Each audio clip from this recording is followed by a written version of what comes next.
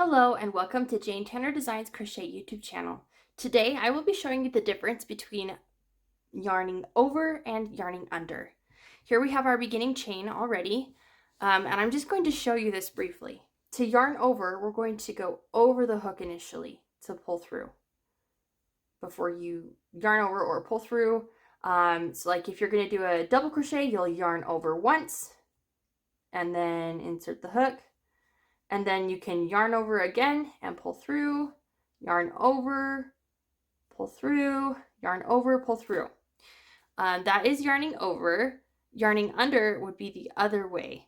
So for example, if we're going to do a single crochet, we're going to put our hook in and we're going to yarn under. I went under the hook that time. Pull through, and then we're going to yarn under again and pull through.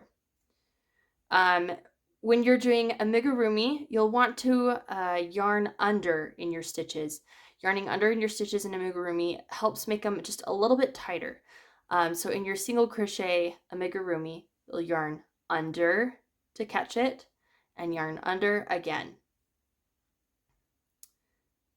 And so once again, yarning over goes over the hook like so, and yarning under goes under the hook.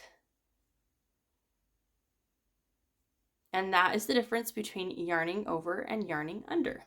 Learning to crochet, make sure you like and subscribe so you don't miss a tip.